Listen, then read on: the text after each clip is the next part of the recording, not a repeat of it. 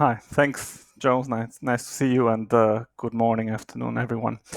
Yeah, I'm going to focus really my brief presentation of how we looked at the credit pre-pandemic and now what we're going to look at in the next couple of years.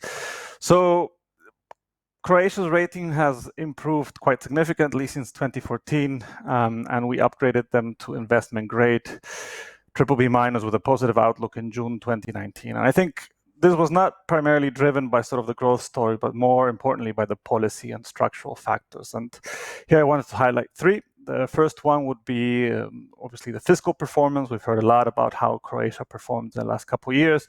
For us, in particularly, the key thing to note is that it established sort of a solid track record of meeting fiscal targets, and this provided fiscal credibility, as well as sort of more fiscal space that allowed the country to tackle the crisis the way it did in 2020. The second important factor, and this was sort of touched by the governor briefly, is what happened in the external side. And I want to emphasize how remarkable the performance of Croatia on an external balance position was in the last 6 years, which I think is unparalleled across most of the countries in the BBB category and also compared to other EU countries. And by this I mean it was driven by solid current account surpluses and external deleveraging across both the private and public sector, which led to a very, very rapid decline in net external debt in the period. And this external improvement, what has done is created a lot of resilience to the economy, as evidenced by the fact that there was really no external pressure seen last year from our side. And this is, I think, a key distinction to what happened after and during the global financial crisis. The third aspect that it's important to highlight, and it's been highlighted already, is the drive to enter ERM2 with the goal of eventually adopting the euro.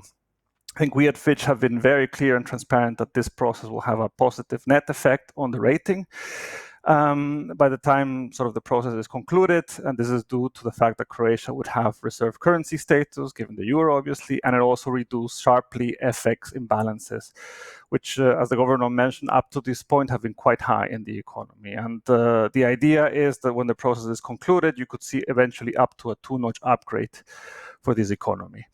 So then the pandemic hit, and obviously this improvement credit track took a bit of a halt. Last April, we put the outlook back from positive to stable, given what we thought would be the pandemic effects on growth and public finances, as well as what we then thought could be delays in the process of accessing ERM2 and the euro. Clearly, on the latter, we proved to be wrong, and Croatia, as was mentioned earlier, entered the ERM2 in July.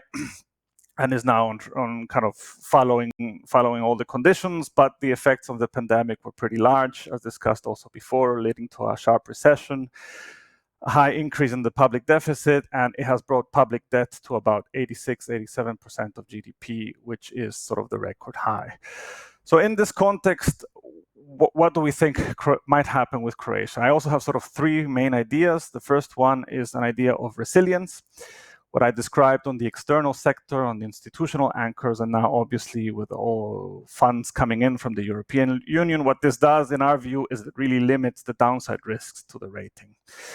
In a way, kind of puts a floor that is not available to a lot of other emerging markets around the world who will probably see still a lot of volatility these years given the pandemic risks. The second point to highlight is a little bit more on the growth outlook. And here is where we see, obviously, Next Generation EU and the Recovery Fund to play a key role.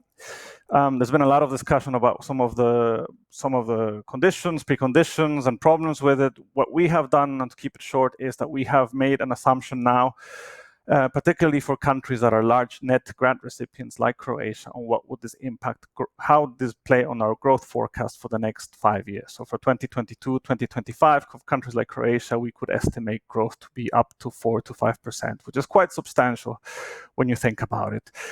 But I think from a long-term rating perspective, what's more important is to think about the medium to longer term issues, which have been talked a lot about again, and in terms of productivity, on long-term growth. We haven't really made any assessment of this yet because there's a lack of detail on the final programs, and I think there's a lot of uncertainties of how efficient they would be. But it's important to note that we have sort of long-term potential growth as one of the key positive rating drivers, and maybe this could be something that gives an uplift to Croatia in the next 2 to 3 years.